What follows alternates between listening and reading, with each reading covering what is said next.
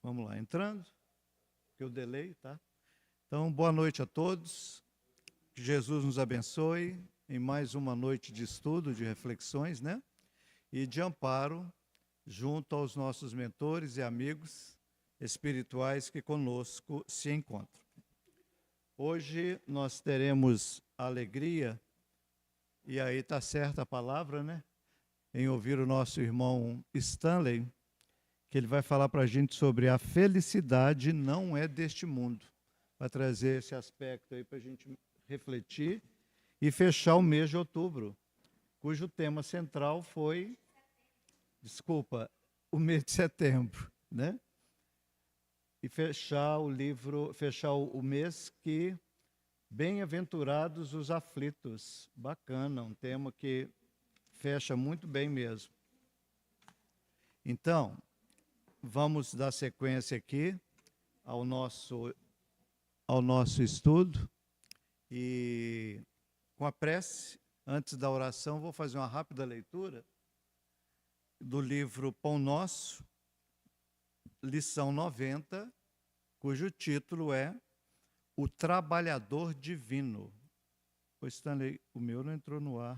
Ah, tá. Agora entrou. Ah, tá. Então, o título da lição, O Trabalhador Divino. Vamos ver o que Emmanuel apresenta a partir do versículo. É um versículo de João Batista, registrado por Lucas, 3,17. Ele tem a pá na sua mão. É João Batista se referindo a Jesus, né? Porque o João Batista foi o precursor. Ele tem a pá na mão. Limpará a sua eira e ajuntará o trigo no celeiro, mas queimará a palha com o fogo que nunca se apaga. Muito boa lição para os dias atuais, mas sem interpretação aqui do Espiritismo, a gente não vai entender isso não. Aí Emmanuel vem explicar para a gente, graças a Deus, lançar luz em mais um versículo, muitas das vezes confundido, mal interpretado, mal entendido. Aí Emmanuel vai falar. Apóstolos e seguidores do Cristo, desde as organizações primitivas do movimento evangélico, designaram-no por meio de nomes diversos. Jesus foi chamado o Mestre, o Pastor, o Messias, o Salvador, o Príncipe da Paz. Todos esses títulos são justos e veneráveis. Entretanto, não podemos esquecer, ao lado dessas evocações sublimes, aquela inesperada apresentação do Batista. O precursor designa-o por trabalhador atento, que tem a pá nas mãos. Coisa interessante, né? Porque João Batista começa assim, ele tem a pá na sua mão. Então, o precursor designa-o por trabalhador atento, que tem a pá nas mãos, que limpará o chão duro e inculto, que recolherá o trigo na ocasião adequada e purificará os detritos com a chama da justiça e do amor que nunca se apaga. Então, quando ele fala aqui no final que Jesus queimará a palha com fogo que nunca se apaga, ele está falando da justiça e do amor, né? Não é um fogo literal, um fogo de queimar, não, como a gente às vezes pensa, né? E é um versículo muito atual, né? Se tratando das questões atuais da humanidade. Interessante notar que João não apresenta o Senhor empunhando leis, cheio de ordenações e pergaminhos, nem se refere a ele de acordo com as velhas tradições judaicas, que aguardam o divino mensageiro num carro de glórias magnificentes. Refere-se ao trabalhador abnegado e otimista. A pá rústica não descansa ao seu lado, mas permanece vigilante em suas mãos e em seu espírito reina a esperança de limpar a terra que lhe foi confiada às salvadoras diretrizes. Muito bacana, por isso que ele é o trabalhador divino. Aí conclui Emmanuel: todos vós que viveis empenhados nos serviços terrestres, nós que estamos aqui trabalhando na terra, né? Por uma era melhor, olha que coisa bacana, mantende aceso no coração o devotamento à causa do Evangelho do Cristo. Não nos cerceiem dificuldades ou ingratidões, que não nos limitem dificuldades nem ingratidões. Desdobremos nossas atividades sob o precioso estímulo da fé, porque conosco vai à frente, abençoando-nos a humilde cooperação, aquele trabalhador divino que limpa a eira do mundo. Muito bacana. A responsabilidade do mundo é com Jesus, né? Nós temos a nossa individual. Então, mais uma vez, juntos, vamos agradecer ao mestre, amigo, esse divino trabalhador, por ter nos proporcionado chegar a esta casa e pelo que ele vai nos dar, através da exposição, através das reflexões, através dos fluidos benéficos que os mentores espirituais desta casa, desta reunião, nos proporcionam, nos doam. Agradecemos, Jesus, por aqui estarmos encarnados, presentes aqui no Grupo Espírita Lares Unidos, mas também por aqueles que assistem pelo YouTube e que assistirão no futuro. Que possamos, sempre gratos, manter acesa a chama da esperança e do trabalho que nos compete na seara do Cristo. Que assim seja. Que bom, né, gente? Chegamos ao final de setembro e este mês estivemos juntos aí, foram vários os temas: justiça das aflições, bem e mal sofrer, educando sentimentos, qual o sentido de sua vida. E hoje, coroando, a felicidade não é deste mundo, com nosso irmão Stanley, a quem eu passo a palavra com muita alegria e gratidão. Obrigado, sou João Lúcio, boa noite a todos. Boa noite à turma de casa que está nos acompanhando aqui. Deixa eu me colocar na câmera, que vocês estão ouvindo minha voz, mas não estão vendo quem está falando. Vocês estão percebendo que eu estou de cameraman, estou fazendo a técnica da transmissão, e sou palestrante hoje, juntou tudo, né? Ainda bem que pelo menos veio o João Lúcio para poder fazer a abertura, né? Senão estava lascado. Boa noite a todos, muito bom estar aqui.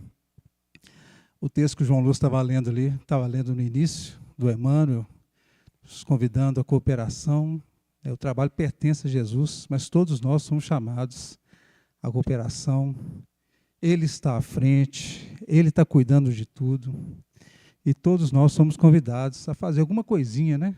Uma parte da tarefa, uma parte que nos cabe. Não somos chamados a sermos heróis, né? Quando nós tivermos condição, nós seremos chamados às grandes tarefas, mas todos nós temos a possibilidade de realizar alguma coisa em nome do Cristo aqui no planeta Terra. O tema que nós somos chamados para falar hoje, a felicidade não é deste mundo, é uma fala quase que óbvia, se você analisa aquilo que os olhos veem pela televisão, na sociedade, no trânsito, nos tribunais, nos hospitais, nas escolas. A dor está muito próxima da gente. A felicidade muitas vezes parece muito distante e podemos achar que essa frase aqui, a felicidade não é deste mundo, seja uma grande realidade e que não há mais esperança e motivo para viver. Então, no dia de hoje, eu tenho uma proposta, o seguinte: o objetivo do estudo de hoje, eu entendo que o estudo de hoje alcançou o objetivo se, primeiro, ao final, você se questionar, cada um de nós aqui, nos questionarmos, será que a felicidade não é desse mundo? Se você saiu daqui questionando isso, opa, objetivo alcançado. Ou uma segunda, que eu acho que é até preferencial. Chegar à conclusão de que a felicidade não é deste mundo e está tudo bem. O mundo é do jeito que ele é e está tudo bem. A dor existe, ela faz parte da vida e tudo bem. Então, se chegarmos a qualquer uma dessas duas conclusões aqui, objetivo alcançado na noite de hoje. E o que é felicidade? Já que nós estamos falando que a felicidade não é deste mundo, o que é felicidade? Se nós formos na filosofia, nós vamos ter uma fala de Aristóteles, por exemplo, que diz que felicidade é viver de acordo com a virtude e realizar plenamente o potencial humano. Se você imaginar, o que será realizar plenamente o potencial humano? Você ser inteligente no grau máximo. Você ter com você todas as virtudes no grau máximo. Quando nós, de acordo com Aristóteles, quando nós alcançarmos esse ponto, aí sim, nós teremos alcançado, de acordo com Aristóteles, alcançado a felicidade. E tem alguma coisa a ver com a doutrina espírita, que diz que realmente, só quando nós nos purificarmos completamente, só quando nós formos espíritos puros, nós teremos a plena felicidade. Então, falei de felicidade, estamos falando agora de plena felicidade. Vamos ver mais algumas frases aqui para a gente ir construindo esse conceito do que é felicidade. Dentro dos estudos da psicologia, ela diz que pode ser entendida como um conjunto de emoções positivas, satisfação com a vida e bem-estar subjetivo. Então, se é um bem-estar subjetivo, aquilo que é felicidade para mim, quer dizer que é felicidade para todas as pessoas? De acordo com a psicologia, não. De acordo com essa afirmação aqui, não. Eu tinha um amigo, ele era professor lá no Colégio Militar, e ele era músico também. E, às vezes, no final de semana, ele abraçava uma tarefa lá que era uma espécie de castigo que você tinha aos alunos indisciplinados, que eram convidados a ter um estudo no sábado de manhã, tipo um reforço, de disciplina, para que eles pudessem ali se encaminhar. E esse, não vou chamar de amigo, mas esse conhecido, ele tinha uma estratégia interessante. Ele dava os exercícios para os alunos fazerem e colocava canto gregoriano. Todo mundo sabe o que é canto gregoriano? Então ele ligava o sonzinho lá, colocava um CD de canto gregoriano e os meninos odiavam fazer o exercício escutando esse tal desse canto gregoriano. Canto gregoriano é mais ou menos alguma coisa assim. Ave Maria, gratia plena, ora pro nobis peccatorius. Se eu tivesse lá, eu estaria em paz, estaria em casa, estaria à vontade. Então, estaria no momento de felicidade. Mas, para os alunos que acompanhavam nesse estudo de sábado de manhã, esses alunos indisciplinados, eles entendiam, né, que esse tipo de música era um tormento. E música é mesmo uma coisa bem controversa, né? Tem música que o meu vizinho, às vezes, escuta um domingo inteiro, né, que não é exatamente uma música que me deixa feliz. Embora, né, ele canta, ele dança, ele faz o churrasco dele, ele toma a cervejinha dele, é a maior alegria, a maior felicidade do mundo.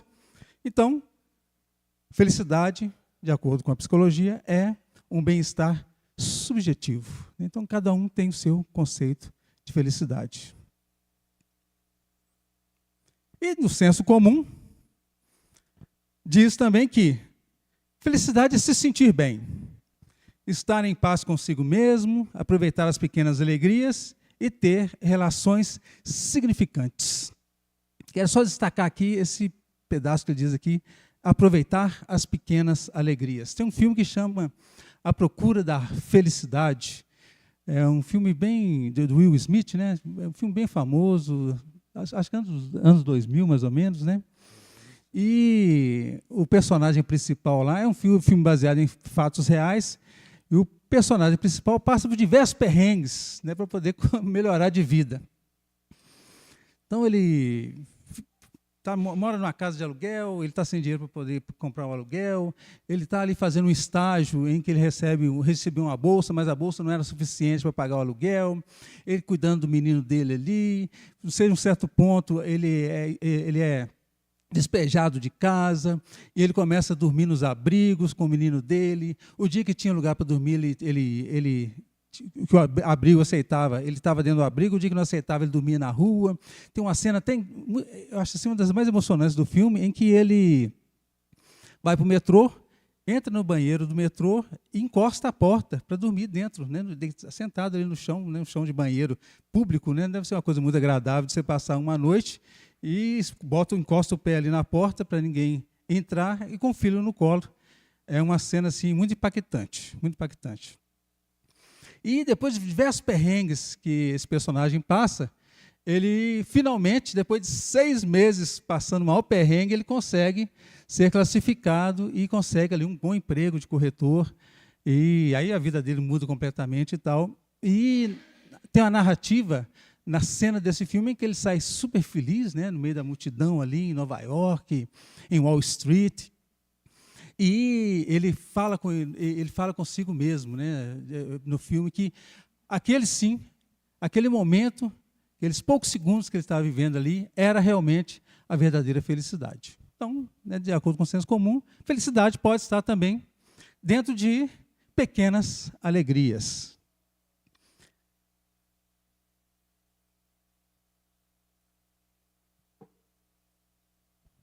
E antes de caminhar aqui, vamos lembrar, gente, de viver essas pequenas alegrias, essas pequenas boas alegrias.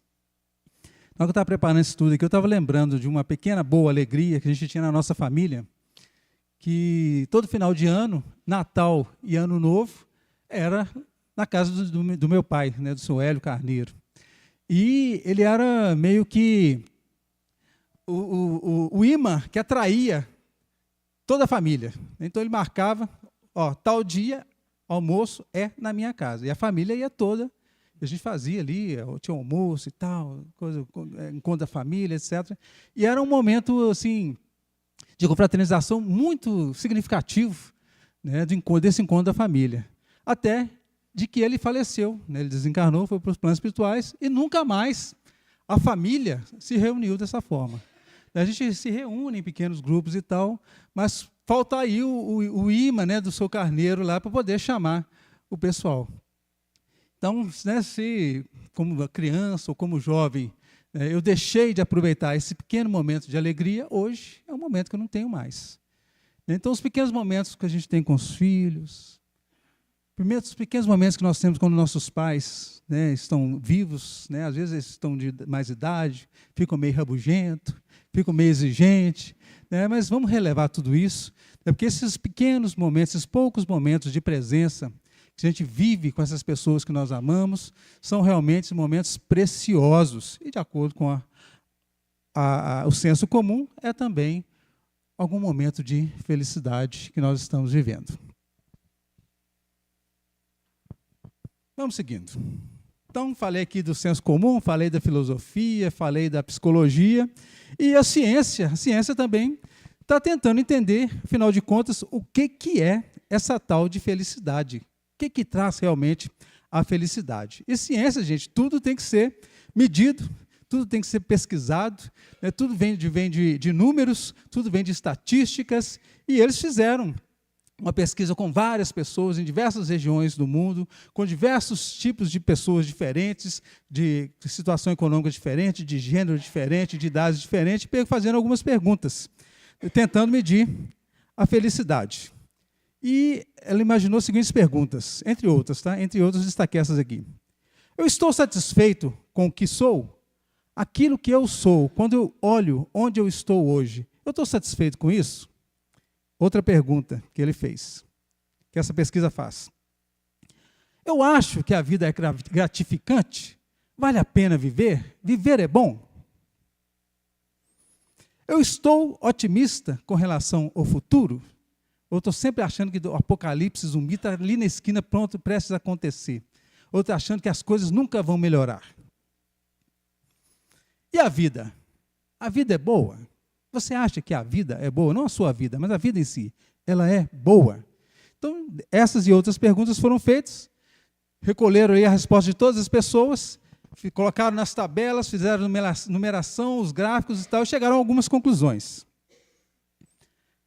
Primeira conclusão. Dinheiro só é importante até um certo ponto. Então, de acordo com essa pesquisa, chegaram à conclusão que dinheiro traz felicidade, sim. Né? Se você está com fome, você pega o dinheiro, compra comida para você saciar a sua fome, maravilha.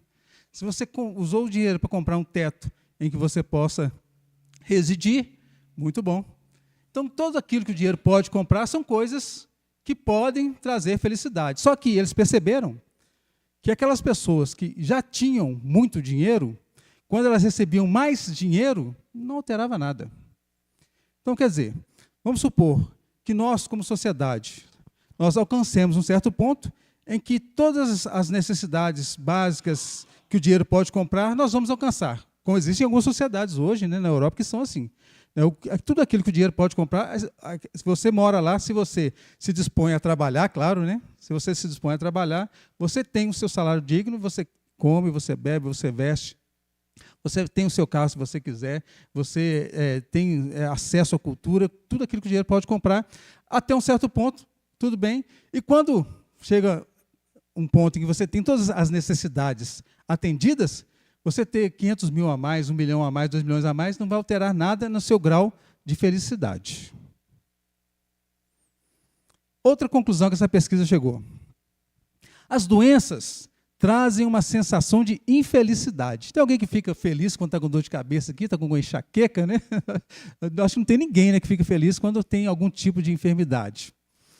Mas, no caso de doenças crônicas, né, como diabetes, ou, como meu caso, como tem a hipertensão, você aprende a conviver com essa doença, né, e isso não passa a não te afetar mais. Uma percepção que tiveram também nessa pesquisa.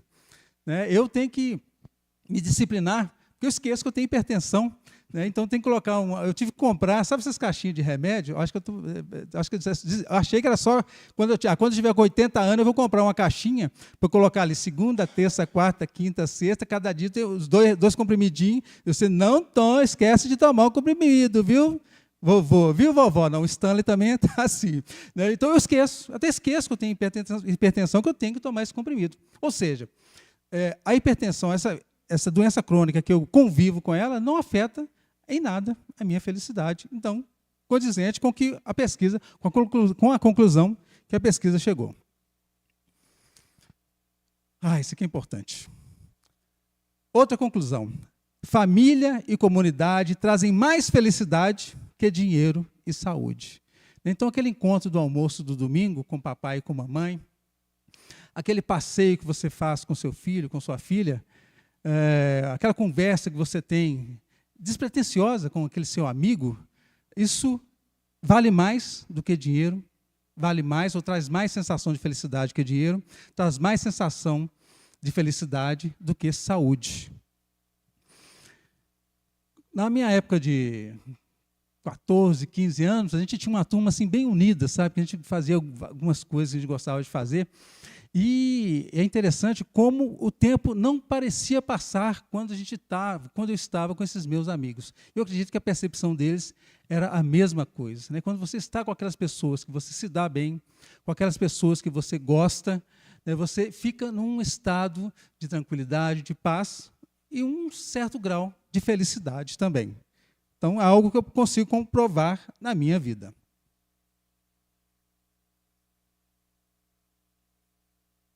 Já que eu vou falar de casamento, tem até que beber água antes, né? Acalmar o coração. O casamento está indo bem ou mal é proporcional à percepção de felicidade. Ou seja, quando o casamento está bem, a sua percepção de felicidade ao mundo está lindo, maravilhoso. Por quê? No fundo, é porque o seu casamento está indo muito bem. Ah, esse mundo está horrível. Mas, na verdade, como o seu casamento está indo mal, isso reflete no seu grau de percepção de felicidade para todas as coisas. Então, cultivar também um bom casamento é muito importante, né? E queria chamar a atenção aqui aos aos maridos, né? Aos maridos, eu como representante da classe aqui, né? Vamos ajudar as domarias dentro de casa, né? Vamos ajudar as nossas senhoras, vamos procurar irritar menos as nossas companheiras, né? Para tentar harmonizar mais o nosso casamento, né? Levar por mais tempo o casamento, ter um casamento menos conturbado. Isso você está ajudando a você mesmo a ter uma percepção maior de felicidade, ajudando também sua esposa a ter uma percepção maior de felicidade. Então, por favor, ajuda a lavar vasilha. Não coloca a toalha molhada em cima da cama. Quando você vai ao banheiro, cuidado com a tampa do vaso. Isso é tudo fácil, só coisa fácil de fazer, que eu falei até agora. É só coisa fácil de fazer. E tudo isso é muito importante, tem um valor muito importante. A minha esposa tem uma estratégia enganadora, para falar a verdade, até funciona, né? Eu raramente paro para lavar vasilha, né? Eu sempre prefiro, sempre quando tem outra tarefa para fazer, eu pego outra tarefa para fazer, mas quando não tem jeito, eu pego na vasilha para poder lavar. E sempre quando ela me vê lavando a vasilha, ela sempre faz a questão de passar, né? Dar aquela filmada assim, olha que coisa sensual, lavando vasilha, meu Deus. Aí sempre rola um cafuné, um beijinho no cangote, né? Talvez você tentando incentivar o rapaz, né, para ver se ele entende, né? O rapaz aqui, se ele entende que ele precisa ajudar dentro de casa, inclusive lavando vasilha. E façam o mesmo, né? Recomendo que vocês façam o mesmo dentro de casa, para harmonizar o ambiente. E das conclusões que eles chegaram aqui, talvez a mais importante, né, pelo menos no meu ver, é que estar satisfeito com o que se tem é muito mais importante do que obter mais daquilo do que se deseja. Ou seja, contentar-se com o que você já tem, né? E Paulo diz, né? Então Paulo era feliz, né? Porque ele já aprendeu a contentar-se com o que ele tinha. Isso é muito, muito, muito importante, né? Inclusive na saúde mental, tá, gente? Na sua saúde mental. Um dos sábados de manhã aqui, estava um estudo aqui, não vou falar o nome aqui, né? Mas tem um dos companheiros aqui que estava, mas eu sou ruim nisso, eu sou ruim naquilo, eu não consigo aprender, não sei o que. Aí fez uma lista de coisas que ele achava que eram, que diminuíam, né, a personalidade dele. Aí eu falei, você já fez uma lista de todas as coisas que você já sabe? Você só falou as coisas que você não sabe. E as coisas que você sabe fazer? Você já fez uma lista? E tenho certeza que muitas vezes nós temos problemas de autoestima, nós temos problema de reconhecer no outro os valores que ele tem, porque nós deixamos de fazer essa lista. Faça uma lista de todas as coisas que você já sabe fazer. E depois que você chegar nessa lista, você não vai poder dizer assim, o pessoal da Casa Espírita me chamou para poder participar de alguma tarefa, mas coitado de mim, quem sou eu? Eu não sei fazer nada. Aí você pega a lista e fala, não, tem uma lista de coisas aqui que eu sei fazer, E esses valores, né, que eu estou vendo aqui, dessas coisas que eu sei fazer, será que dessas, vamos supor que você achou 10, todo mundo tem mais, tá, gente? Tem mais. Mas eu vou jogando bem para baixo, que você achou 10 coisas que você sabe fazer, e algumas você sabe fazer muito bem. Será que dessas 10 coisas, não dá para tirar uma dessas coisas ali que você pode auxiliar no tarefa numa casa espírita? Por exemplo, tá? Por exemplo, nós estamos puxando a sardinha para a casa espírita, porque nós estamos dentro da casa espírita, né? Mas todos nós somos chamados a usar os talentos, as aquisições que nós possuímos nas tarefas do bem. Todos nós somos. Né? Tudo aquilo que o seu professor gastou de preocupação, de esforço, de preparação de aula, para te ensinar, é para que você repassasse isso para a sociedade que você está inserido. Então, as aulas de matemática, de química, de português, tudo aquilo que você teve na escola lá, de esforço de diversos professores, enriquecendo o seu conhecimento, enriquecendo o seu intelecto, são valores, talentos que você possui e que você é chamado, com certeza, a utilizar esses talentos, esses valores, a utilizar em favor do semelhante. Mesmo que você receba para isso, tá, gente? Você receba para isso. Um médico que recebe para poder cuidar do paciente, ele está utilizando os valores dele ali naquele consultório em nome de Deus. Um bancário, tomando conta do dinheiro de terceiros, ele está cuidando do dinheiro de terceiros em nome de Deus. Essa palestra que eu estou fazendo aqui, eu estou fazendo em nome de Deus. Deus me escalou para estar aqui, nesse instante, momento aqui, a falar para vocês desse tema. Então, vocês façam o favor de viver uma vida bem vivida, para na próxima reencarnação vocês terem direito a um expositor melhor. Ter um expositor, direito a um expositor melhor. Causa e efeito. Eu não Sim. sei se você vai falar, mas eu acho interessante, Sim, né, que claro. quando Paulo colocou essa frase, que aprendi a contentar-me com o que tenho, ele estava preso, né, no meio de ratos, a água que ele tomava era água imunda. Então ele chega lá em Filipenses, né, e coloca isso: aprendi a contentar-me com o que tenho. Imaginem, né? Imaginem nós. Nós estamos dormindo em cama king size, né? Tem água gelada na geladeira, tem cafezinho quentinho de manhã, né? Tá tudo muito bom para a gente, né? Tá tudo muito bom. Eu acho que dá para a gente aprender, né, ficar mais satisfeito com aquilo que a gente já tem, com aquilo que a gente já tem. Muitas outras coisas a gente podia falar nesse assunto aqui, mas vamos caminhar, senão a gente não chega no final.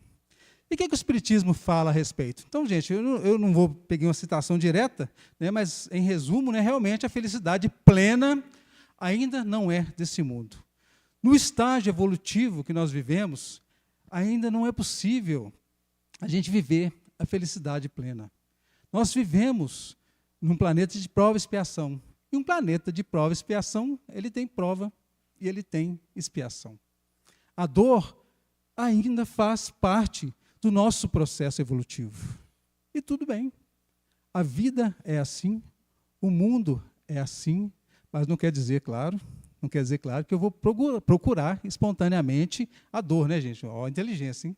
Vamos à inteligência. Não quer dizer que eu tenho que buscar espontaneamente, esse planeta aqui é um planeta de dor, então eu vou buscar a dor. Não, pelo contrário. Toda dor que aproxima de mim, toda dor que está comigo, está me chamando a dar uma resposta. Está me chamando a modificar um comportamento. Está tentando me ensinar uma coisa diferente. E quando eu mudo a minha atitude, quando eu aprendo essa coisa que eu preciso aprender, então não tem mais necessidade dessa dor chegar até mim. É um ponto bem controverso isso, tá, gente? Espero que esteja sendo bem claro, tá? Bem claro. Né? Nós não somos adoradores da dor, pelo amor de Deus, hein?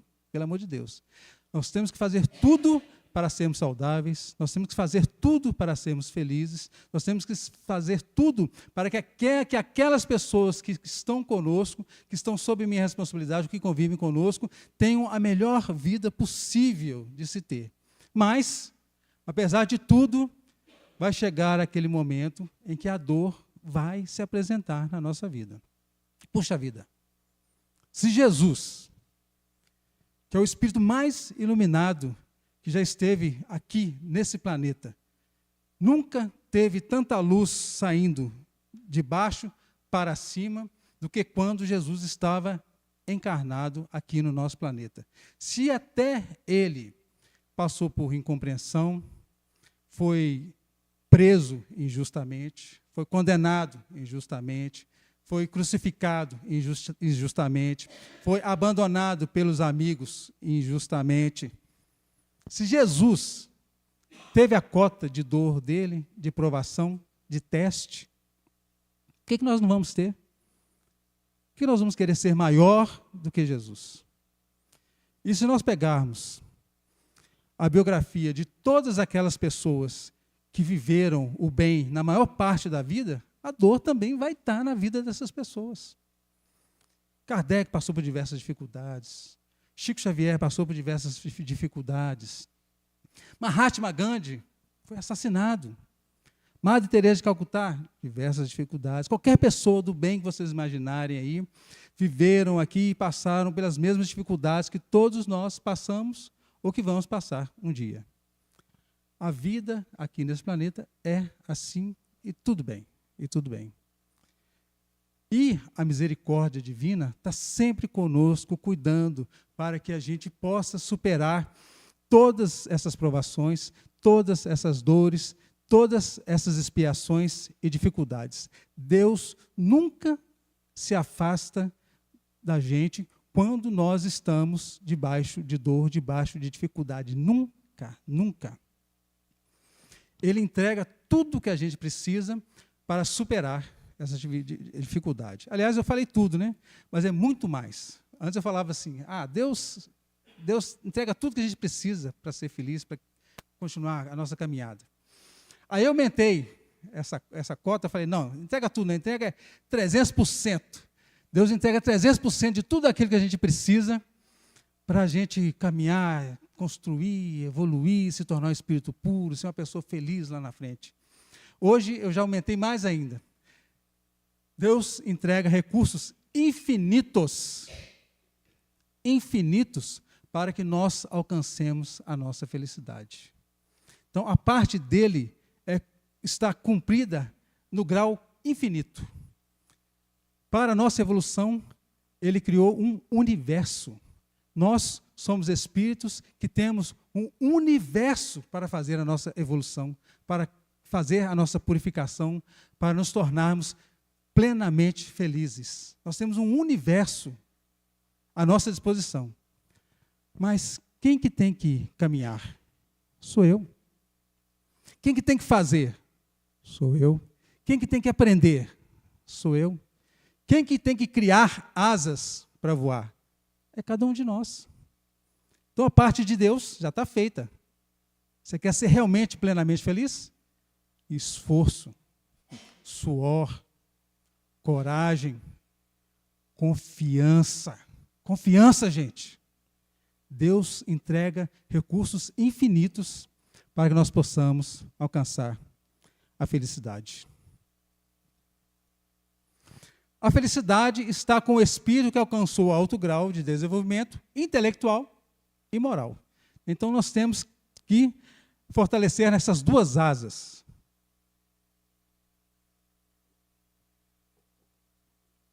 Eu tenho que crescer intelectualmente e tenho que crescer moralmente.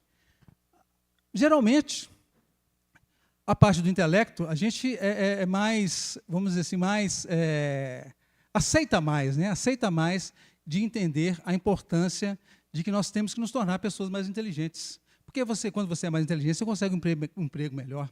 Você dentro da sua repartição. Para você pegar esse próximo cargo aqui, essa promoção, você tem que ter essa formação.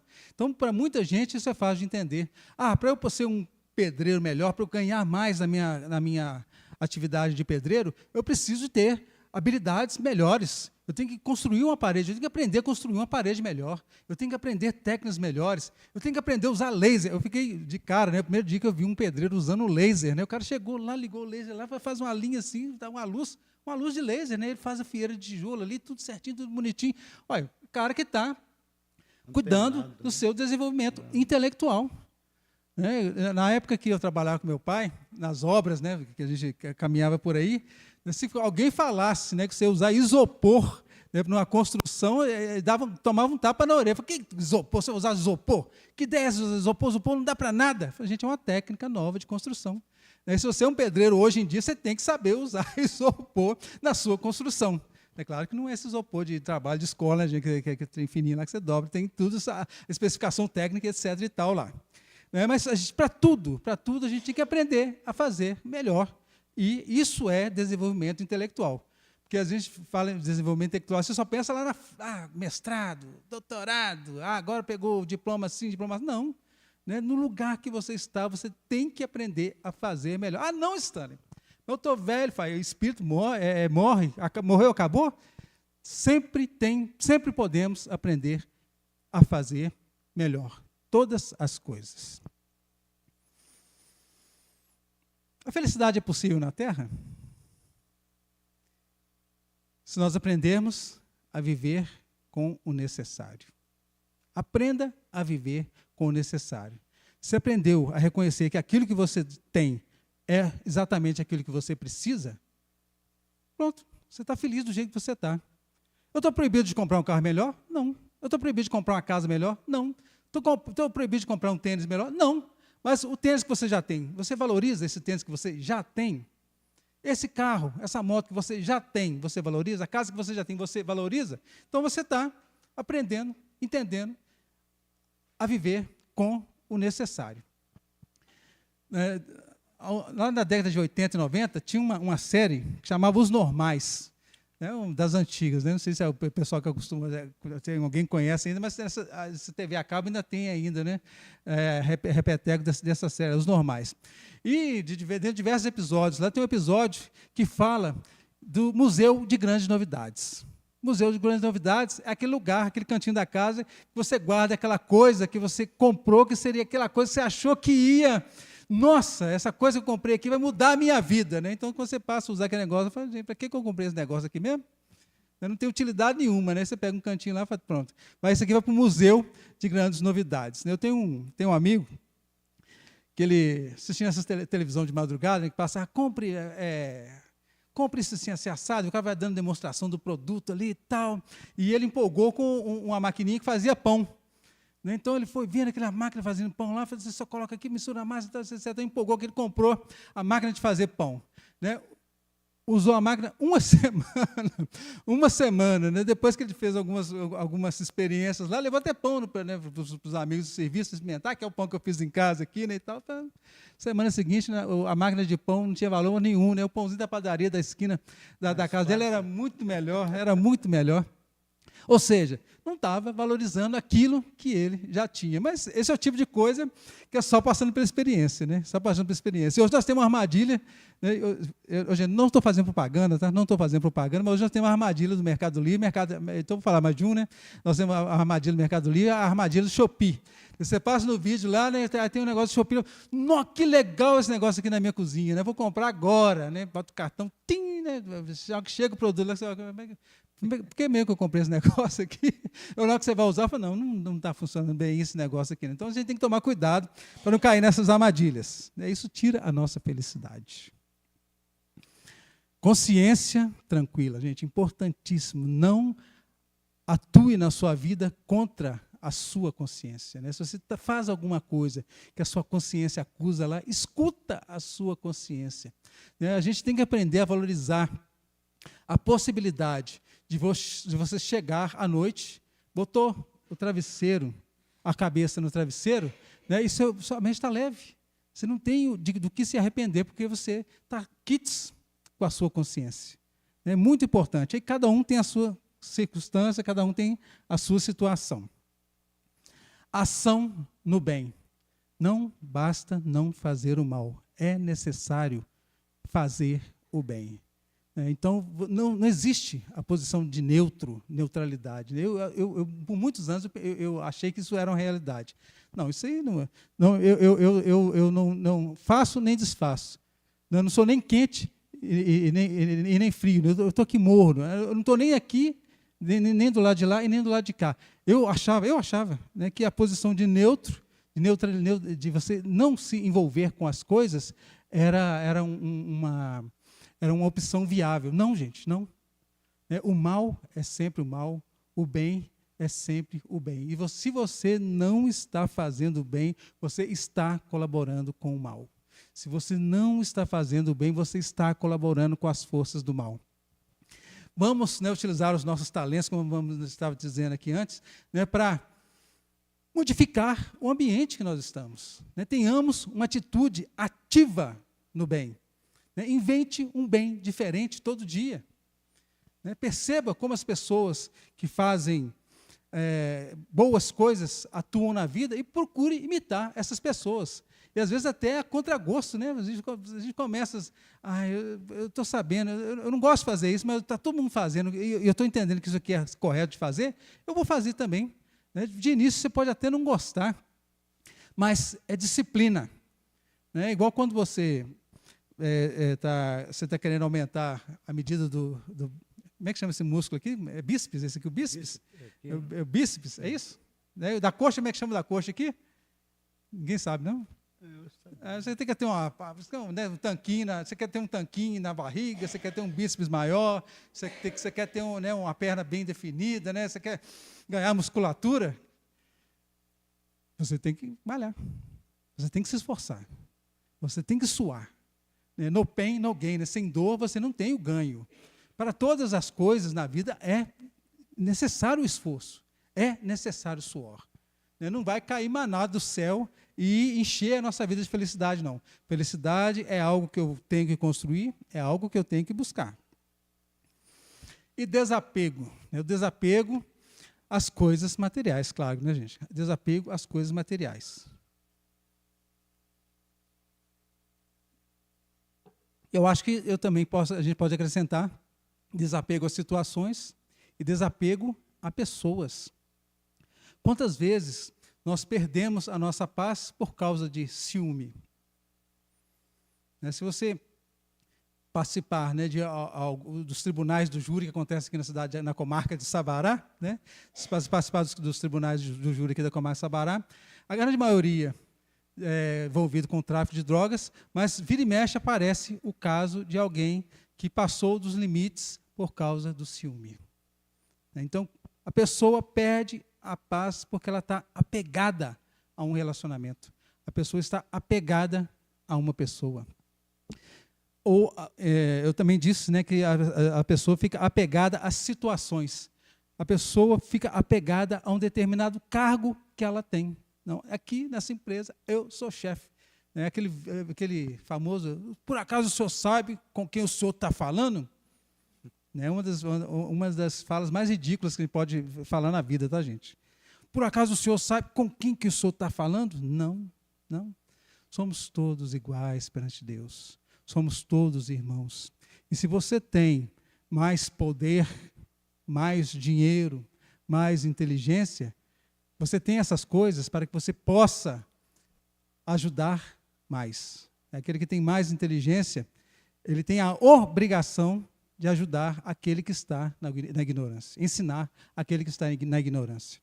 Se você tem mais dinheiro, esse dinheiro, aí vamos falar de muito dinheiro, tá, gente? Aquelas pessoas que detêm muito dinheiro, elas são responsáveis pelo progresso da sociedade, né? nas empresas, nas pesquisas, no bem-estar da comunidade, né? O dinheiro é para isso. E se você tem poder, né, use o seu poder para ajudar e não para diminuir ou se sentir melhor do que outras pessoas. É um grande engano quando nós achamos que nós somos melhor do que qualquer outra pessoa porque eu tenho isso ou aquilo. É ilusão, chama ilusão. E tem uma coisa boa para acabar com todas as ilusões. É só se atravessar a rua aqui, né, tem um lugar onde foram quebradas todas as ilusões de todas as pessoas. Tá? No momento da desencarnação, nós estaremos de frente com a realidade. Todas as desilusões se desmaterializarão. Está certo aí, Sidney? Obrigado.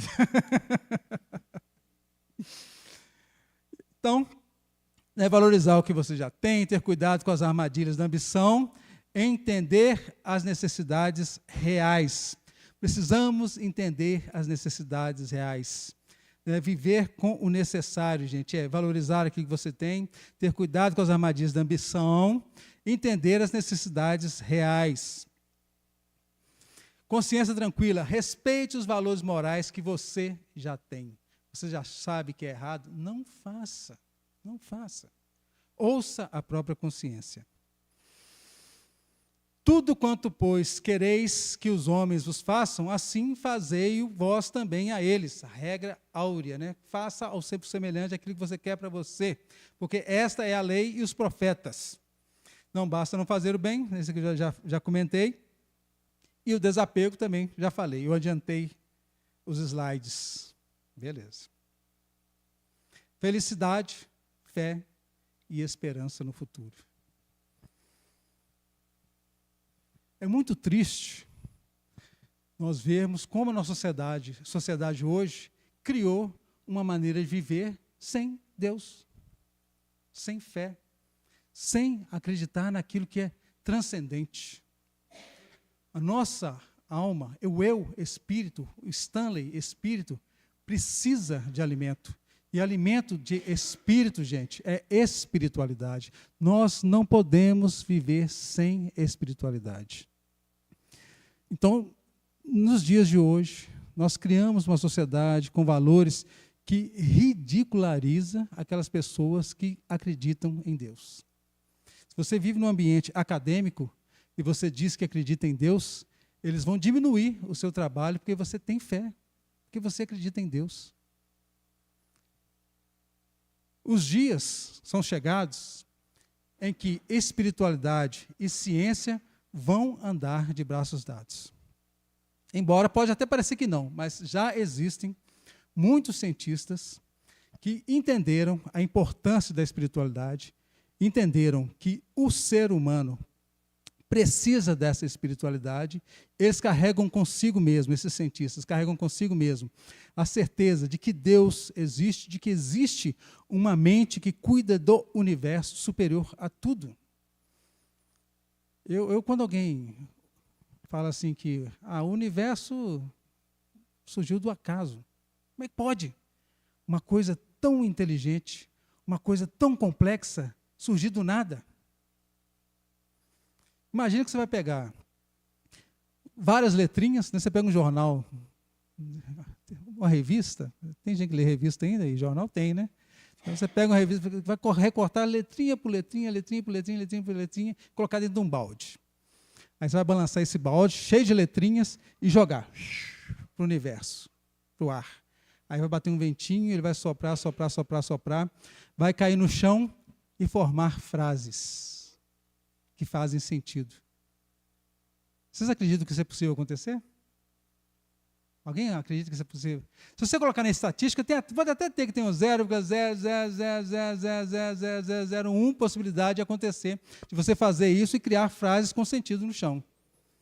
Porque quando nós falamos que o universo é obra do acaso, nós estamos acreditando nisso. Que os átomos foram sendo jogados, baralhando, embaralhando, embaralhando, de repente, puf, surgiu um planeta. Aí foi embaralhando, embaralhando, embaralhando, pluf, surgiu vida no planeta. Foi embaralhando, embaralhando, embaralhando, e surgiu um globo ocular. Gente, complexidade de um globo ocular que capta a luz, transforma em uma mensagem inteligível pelo cérebro. Olha a complexidade de um globo ocular. O que criou o globo ocular? Acaso? Não dá para acreditar nisso, não. Então, né, os nossos amigos aí, né, que acreditam no santo acaso, né, ou do Deus acaso, pensa mais um pouquinho, vê se essa teoria sua está boa mesmo. Eu acho que você, com toda essa inteligência que você tem aí, você está devendo para você mesmo. Eu tenho convicção de que existe uma mente superior que cuida de tudo no universo, como os Espíritos dizem. E se esperamos em Cristo só nesta vida, somos os mais miseráveis de todos os homens. Então, muitas vezes, a felicidade não chega até mim, porque eu estou esperando ela só nessa vida. Eu acho que essa situação que eu vivo hoje é a minha situação definitiva. Não é a primeira vida que você está vivendo e nem é a última. Se bem que tem alguns, né? Tem alguns que é a última nesse planeta, né? Tem uma turminha aí que está caprichando, falando, essa agora, nunca mais eu reencarno nesse planeta. Realmente, nunca mais você reencarna nesse planeta. Você vai reencarnar em outro planeta primitivo. Você vai estar tomando bomba aqui e vai para um outro planeta primitivo. Não. A vida é um contínuo de várias vidas, várias vidas. E de vez em quando eu até me paro perguntando assim, Stanley, se você já foi Maria, se você já foi John, se você já foi Hamed, se você já teve várias reencarnações em diversas vidas, e você, quando chegar no plano espiritual, quem você será, senhor Stanley? Quem eu vou ser quando chegar nos planos espirituais, quando alcançar, né, a realidade de espírito em que todos os valores que eu já tenho estarão vivos na minha mente? Eu serei a somatória de todas essas vidas. Nós somos a somatória de muitas vidas. Nós estamos vivendo hoje, como muitos dizem, a melhor versão. Eu vivo hoje exatamente, eu sou hoje exatamente aquilo que eu construí. A inteligência que eu tenho hoje, fui eu que construí ela desse jeito. As virtudes que eu tenho hoje é exatamente aquilo que eu coloquei dentro de mim. Assim como também as minhas imperfeições, aqueles problemas, né, de caráter que eu tenho, também fui eu que construí dentro de mim mesmo. E só tem uma pessoa que consegue modificar isso aqui dentro. Sou eu mesmo. Tudo é aquilo que eu faço, tudo aquilo que eu escolho fazer. Nós estamos chegando no finalmente aqui.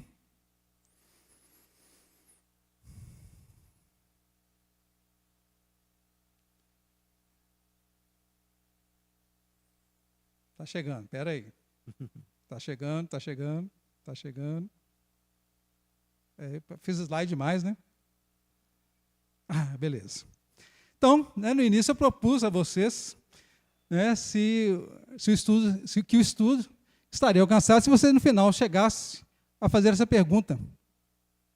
A felicidade desse mundo? O que vocês acham? Depois de tudo que nós comentamos aqui. A felicidade desse mundo?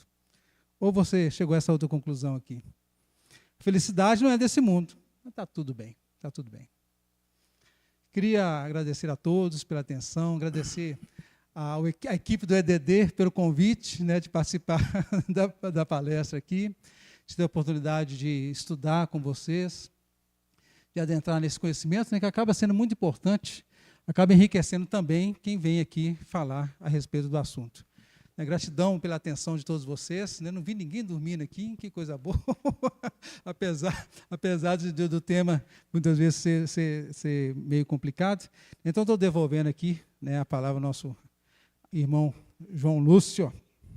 Stanley, te agradeço, em nome da casa, em nome de todos. Ele inicia a proposta, né, de reflexão sobre a felicidade, para que a gente leve isso durante o dia, durante a nossa vida, e nós vamos pensar muito nisso. A felicidade é ou não é deste mundo? Cada um tem a sua vida, e a doutrina espírita tem uma maneira de nos ensinar sobre isso. Ele trouxe alguns pontos, ele não fechou todas as questões, né, Stanley? Mas abriu muitas dúvidas, eu acho que isso é importante. No Livro dos Espíritos tem algumas questões sobre isso. Quem quiser pesquisar, por favor, o faça. Agradecemos mais uma vez ao nosso amigo e irmão Stanley pelo tema da noite. E vamos encerrar aqui a nossa reunião para liberar a turma de casa, né, do YouTube. Nós temos alguns recados e eu gostaria de compartilhar com vocês depois que a gente liberar o YouTube. Tá bom, Stanley? Então vamos orar, agora é para agradecer. Né, agradecer as reflexões, para que possamos formular votos em benefício de uma felicidade maior, para que possamos fazer a nossa parte, alcançando aquilo que está ao nosso alcance e ao nosso desígnio. Obrigado, Jesus, por ter nos proporcionado estes momentos únicos em nossas vidas. Aos mentores que o representam e que aqui se encontram conosco, o nosso eterno agradecimento. Que possamos retornar aos nossos lares, na certeza de que estamos melhores do que quando aqui chegamos. Permaneça conosco hoje e sempre.